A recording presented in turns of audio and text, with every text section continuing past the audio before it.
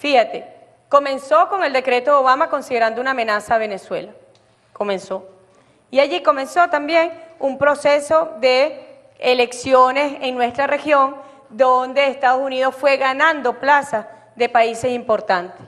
Comenzó con Argentina, siguió con el golpe de Estado en Brasil, bueno, Perú, fueron países que ellos fueron tomando no en vano, también han intentado un proceso a nivel del Caribe para revertir el proceso de unión de la patria grande, un proceso de integración que se venía dando en equilibrio con las fuerzas contrarias, porque siempre se da el ejemplo. Cuando se fundó UNASUR, por ejemplo, allí estaba Álvaro Uribe, pero en los países con proyectos nacionales, progresistas y de izquierda, no se fueron en callapa contra Álvaro Uribe. Se dio un proceso de equilibrio y de respeto del derecho internacional, de respeto en el relacionamiento, y ese equilibrio se rompió. Se rompió cuando gana el señor Macri en Argentina y dan el golpe de Estado en Brasil. ¿Para qué? Para venir contra Venezuela. Ese es el plan. Por eso digo que es un proceso. Y vimos entonces el golpe de Estado en Mercosur, que pretendió excluir a Venezuela. Venezuela forma parte del Mercosur, es un Estado parte de Mercosur. Pero hay un complot. Y de Mercosur entonces se fueron a la parálisis de UNASUR, pretenden la parálisis de la CELAC y pretenden reflotar algo que es completamente imposible de reanimar, un muerto, que es la OEA. Y vinieron con fuerza desde la OEA contra Venezuela y no pudieron. Bueno, allá quedaron fracasados y se da algo también inédito, que por primera vez un Estado parte se retira de la Organización de Estados Americanos, abriendo el camino para otros que también se van a retirar. Así que esto ha formado parte de un proceso. ¿Aupado por quién?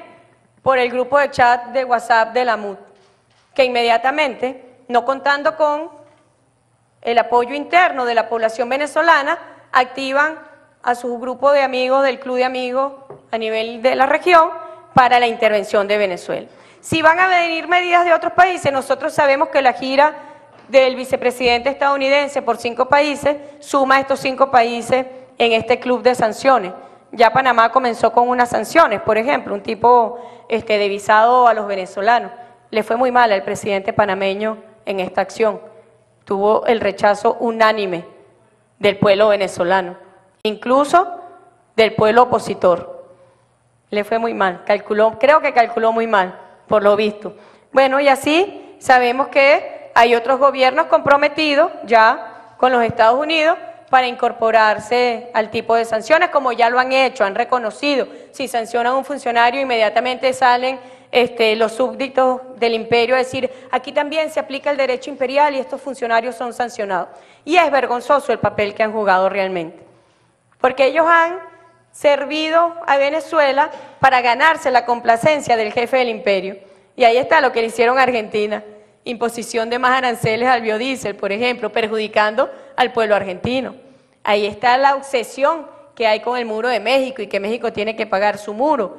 Bueno, ¿qué no han hecho estos gobiernos contra Venezuela para tratar de agradar al señor Donald Trump?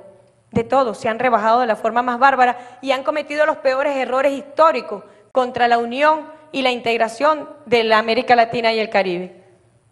Bueno, ahí está el Caribe.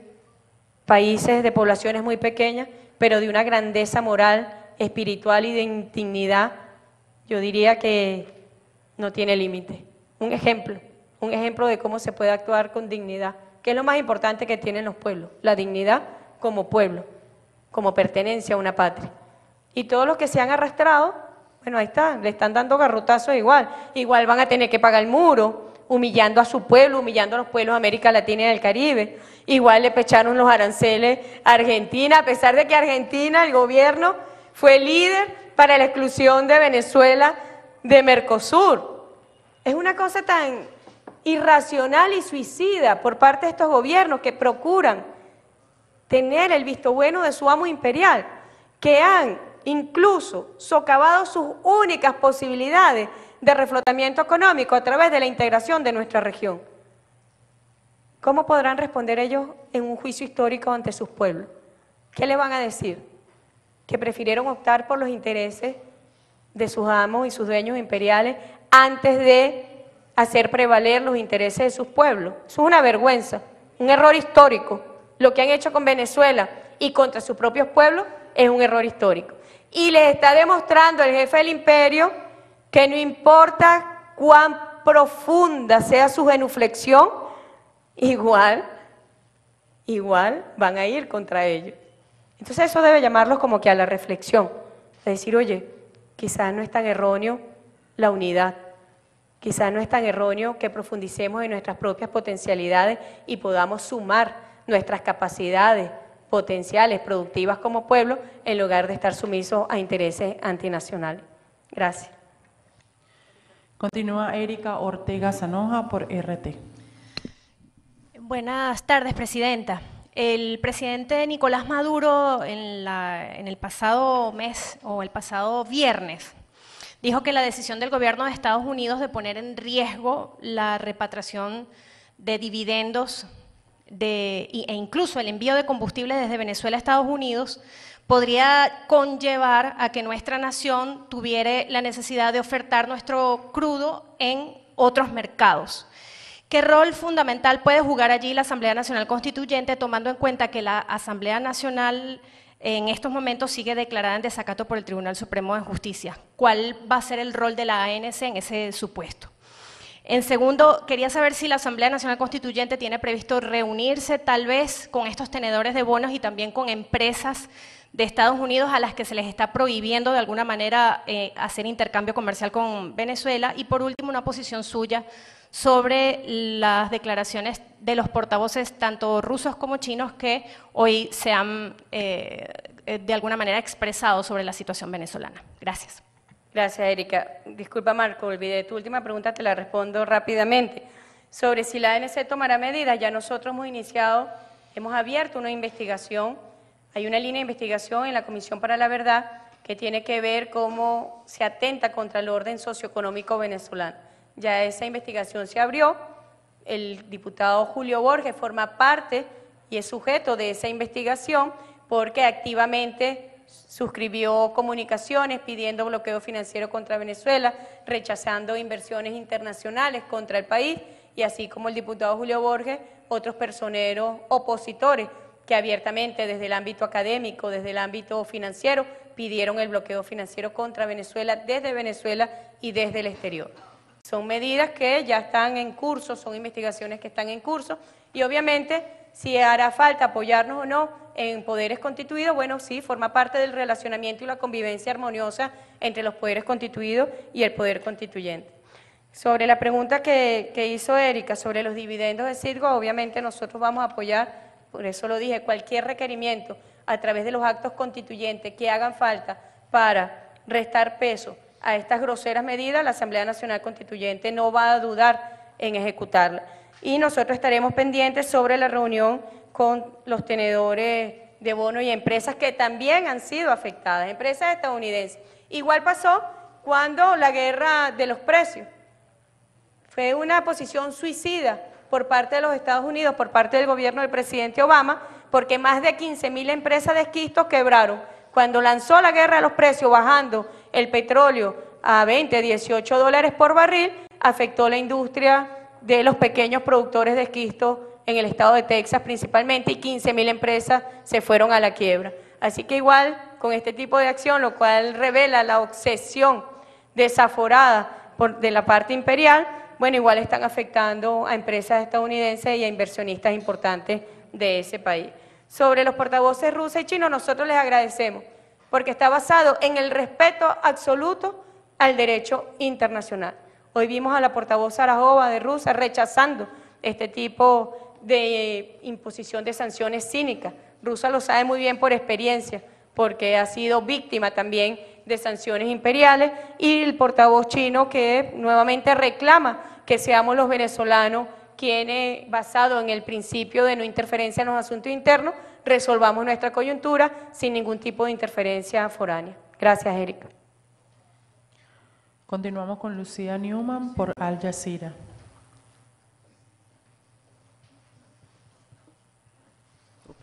Muchas gracias.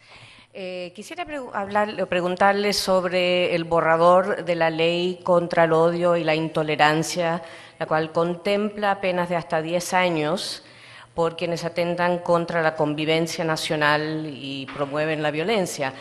¿Qué le responde usted a quienes temen que esta ley restrinja el derecho constitucional a disentir, especialmente en los medios electrónicos y a través de las redes sociales? Y ya aprovechando que estando aquí salió un tuit de Enrique Capriles, quien dice que él considera que el gobierno está, a ver, quiero decir exactamente, dice que el gobierno está tratando de cancelar las elecciones regionales y que por eso no ha puesto fecha. A ver si usted puede comentar sobre eso también.